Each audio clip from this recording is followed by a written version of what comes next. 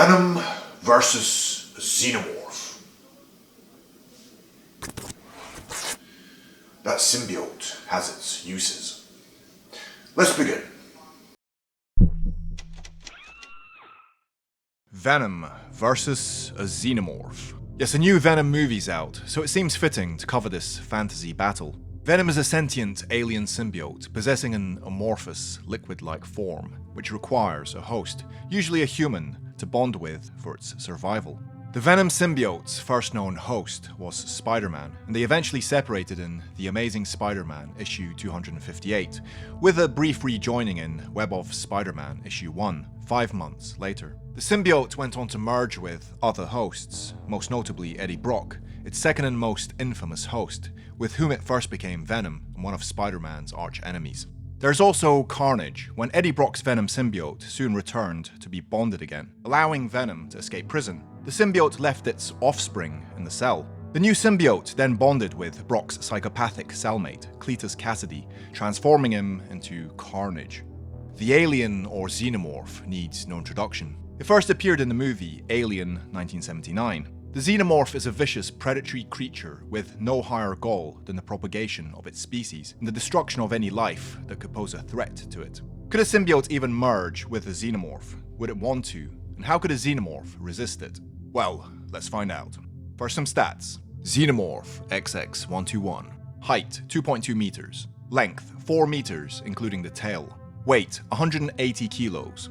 Speed, bursts of 60 kilometers per hour have been witnessed. Diet, unknown, possibly humans. Probably humans. The Xenomorph warrior is equipped to be the perfect killing machine. They possess an exoskeleton much like that of a lobster, impenetrable to everything but the most powerful human firearms. They possess extremely sharp claws, capable of slashing through almost anything within its grasp. The inner jaw, also known as an attack tongue, is a muscular appendage on the inside of the Xenomorph's mouth. This attack tongue is able to punch through almost anything, from bone to predator armor. The Xenomorph possesses a deadly bladed tail, which it can use to attack from a distance. The Xenomorph has acidic blood, so injuring it can be deadly. Now onto the stats of Venom. Height 1.9 meters, but variable.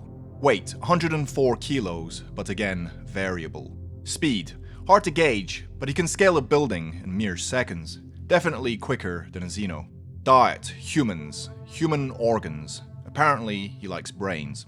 Though it requires a living host in order to survive, the Venom symbiote is adept at fending for itself, independent of a host. The symbiote is capable of shape-shifting abilities, including the ability to form spikes or expand its size, as well as mimic the appearance of other humanoids after it's obtained a host. The organism can additionally use its shape-shifting abilities to conceal itself by altering its coloration.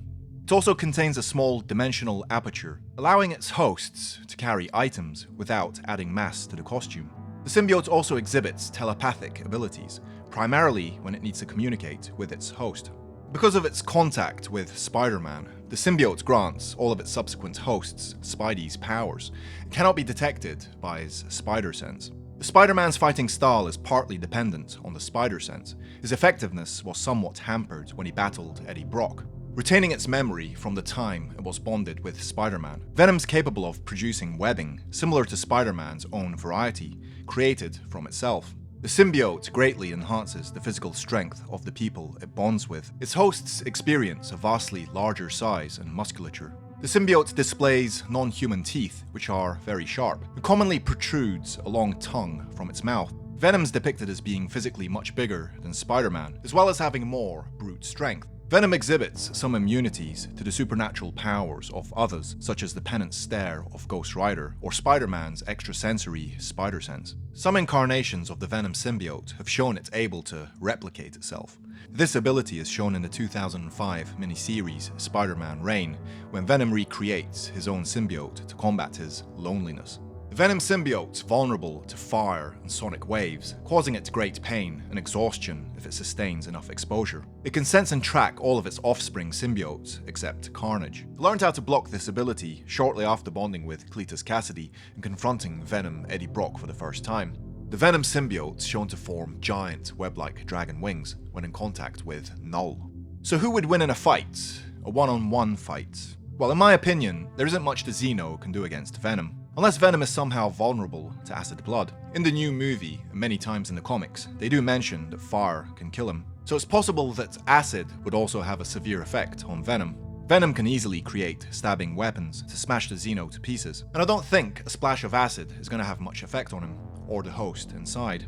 Venom can also use webbing to constrain the Xeno. The Xeno could probably slice through the webbing using his bladed tail, but by that time, Venom can easily finish it. Venom's also been shown to launch projectiles from his body, so he could easily destroy the Xeno from a distance, and the acid wouldn't even reach him. Perhaps one way the Xenomorph can beat Venom is using its telepathic sonar thingy. Venom's sensitive to certain frequencies, so it's possible that the Xeno could use its telepathy to drive it insane. So I'm going to pass some questions off to you. Have you seen the Venom movie? Did you like it? And what do you think would be the outcome of this battle? Please let me know in the comments below. Now onto my Patreon squad. If you enjoyed the video, consider becoming a Patreon supporter. For as little as $1 a month, you can join this Patreon squad panel, now including a free message. And if you don't want to join Patreon, but want to help the channel anyway, follow these steps. First, subscribe. Get rid of that annoying banner, hit the bell icon, like, and share. The sharing really helps. And the cherry on top, a comment. That's the rocket fuel that's going to propel the video to a top spot. Well, as close as it can get. So follow these steps and you might as well have given me $5. Thank you. Also, please follow me on Twitter and Instagram. Check out my store for some viral merchandise. Okay, I'm done.